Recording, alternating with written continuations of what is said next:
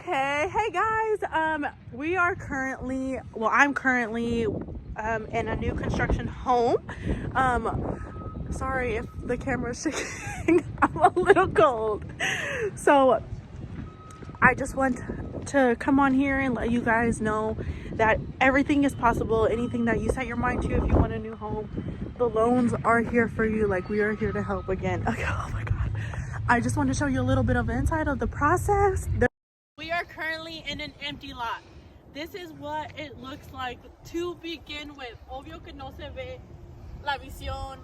It's just trees, but eventually, hopefully, fingers crossed, if you decide to build, you can build something like the one right in front. Like, it's just, that was this. You know what I mean? Like, it just starts from nothing to whatever you're looking for. Okay, so starting off from what was nothing, this is something about like the process of how it can also look.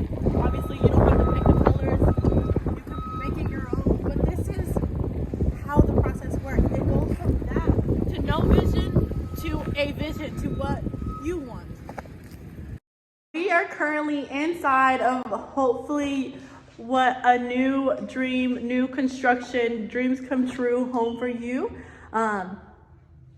There's endless possibilities of what you can pick, the color, the floor. With the custom builder, the options are endless. Endless, correct, yeah. Thanks to MGM Builders, they allowed us to tour this beautiful home with high ceilings, location is perfect. There's a couple of different loans that this property, specific property would qualify for USDA conventional, and there's different options, but give us a call, definitely. We'll as your team, she will help you with the construction, and we'll help you with your mortgage. And again, like, it's just starting off by asking a question. Like, if you don't have any credit, she's here to help. Absolutely. If you were in the military, that's a VA loan. Yeah, that's actually a good point as well. This definitely would be an option. If you were in the military for the required period, you would qualify for a VA loan, which is 0% down as well. And for a new construction, like, Bill, like, you know what I mean? Like, it's just generations that we have to break and get new homes. And if you want it and believe in it, you can do it. Let's get you into your new home. Woo!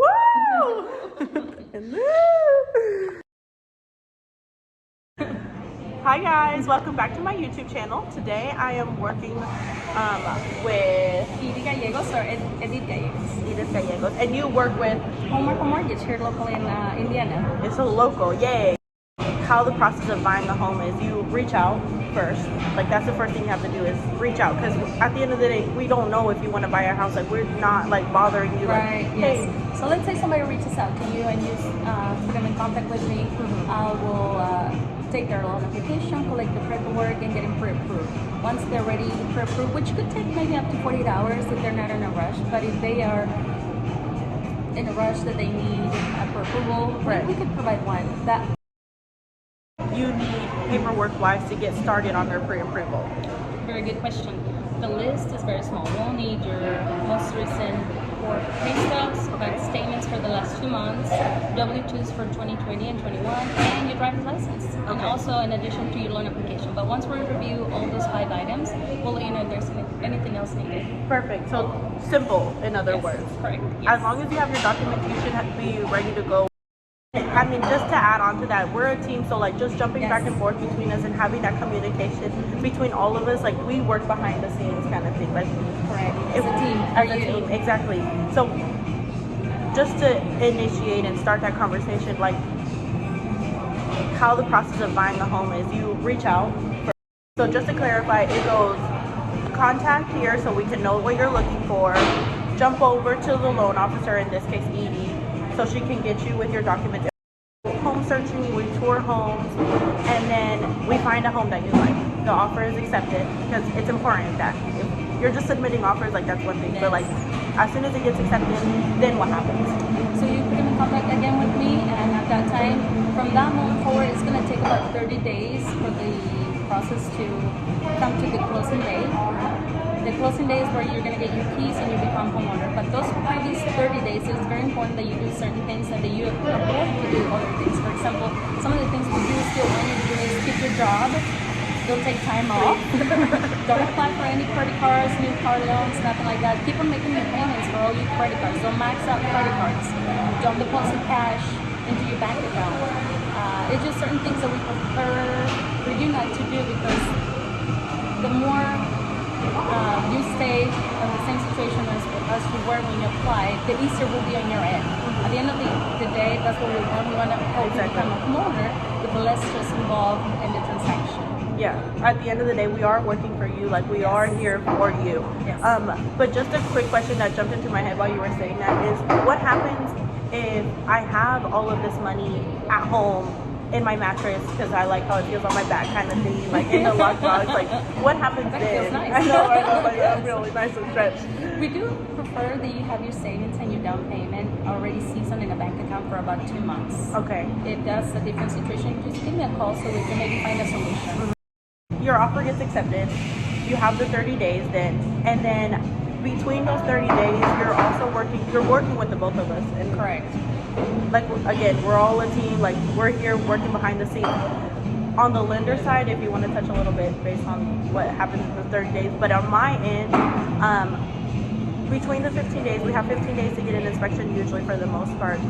Once we get the inspection, if the property is not selling as is, we get the inspection report, we send it to the seller, and we're like, hey, like, we need you to repair this, or give us like a small credit or a credit to be able to fix it in the future, kind of thing. Like, you present a report yes, asking for repairs. Okay. Exactly. Okay, And I yeah. attach the report with the inspection. That way they're not like, okay, like, you're completely like, You're not doing that, so what happens then? That's a good question. What happens if they don't want to do repairs? they technically have days to fix or repair it, and if they don't, we can technically, and I say technically because it all depends case by case kind of thing. Like, it's not like, yes, definitely, like, it's all a scenario kind of thing. We just have to talk about it a little more. Yeah, it's a case by case. But for the most part, just to touch a little bit of how the process goes, we ask them to fix it, we ask them to credit us, and then that goes towards the closing costs or the prepaid, whatever the situation is. And that's really good that you touch base on that, because it all depends on what the buyer and the seller agreed upon, right? If the seller agreed to sell you the property with no repairs, then even though you're doing your inspection, what happens if there's So if the defects? property, yeah, definitely. If the property is selling as is, and you do the inspection just to have a peace of mind, if there is something that is major, like completely wrong with the house that we didn't see in the, like, initially when we walked in and submitted the offer, we can technically, and again, technically, I say it case by case, get out of that offer and get your earnest money back. And again, I want to say as technical a case by case situation, because everybody's different. All the houses are different, all situations are different, but just to have an idea, like, technically, if in a good scenario, we can move out and we can get out and we can get our money back, como si nada pasó kind of thing. And let's say the opposite happens, everything is going well, there's inspections, the repairs are agreed upon to be done. Then in the meantime, me as a lender, we're gonna be ordering an appraisal. That's something that will be part of your closing fees. You need to pay up front, but it will be credited at closing as part of your closing fees. You do not need to be involved in it. Just letting you know, the appraisal is a third-party company we hired to make sure that the property does have the value that you're paying for the house. We want to make sure that you're not overpaying for a property. Once we have that report back, in addition with the title switch from a title company, and the verifications on the appointment, pretty much everything that we do behind. Question, Yeah, just okay. jumping off of that. What happens if the appraisal comes back and it's not worth what they want, but they really want the house? So at that point is really, the transaction enters a point where the buyer and the seller need to renegotiate. And at that point, if they do reach a consensus where, okay, we're going to maybe lower the price or whichever it is, but there's a new price, and let's say it's a little less than what they initially offered, then the loan and the payments and the down payment, everything is going to be based on the new purchase price. Okay, perfect. Yeah, Perfect. good question. Yes, awesome. After the 30 days happens, we get the inspection, we get the appraisal, we get the final amendments being like the changes to the purchase agreement. In other words, we get to the closing day. We get to the closing Yes. day, thank you. We get to the closing day. Finally, the 30 days are up and you successfully arrived to closing. We made it. That day, you will become a homeowner. You will get the keys to your house. You will transfer the funds for your down payment and closing fees. One amount from your bank account to the bank account of the title company that is doing the closing. Okay. And that day, you can actually move into your home. You're a homeowner. Definitely. So you did it. In other words, congratulations. Congratulations. You officially became a homeowner. That homeowner feeling is now yours. Like, you can do whatever you want to this house. You can paint it. You can move in your stuff. Like, it's all yours. It's officially yours. And then touching base on the payment, do they have to pay right away kind of thing? Very good question. The first payment is due. You skip a month. So whatever month you're closing, you can always know that the next month is not due until the month after. A little break. Yes, you know. that's right. Okay, just to finish out my video, just because it's freezing outside, I just want to finish off by saying you can and you will. If you want it, you can do it. You just have to have trust and believe that we are going to work for you and give you what you deserve. Have a good one, guys. Thanks for watching. I totally like. I totally awkward. That was good. That was good. Approval. My bad.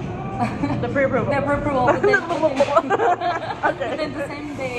I see. Yes. So we prefer not to do it again. I'm like, come on, we don't still there. Okay. Did you see that? I didn't like that. I'm like, ooh.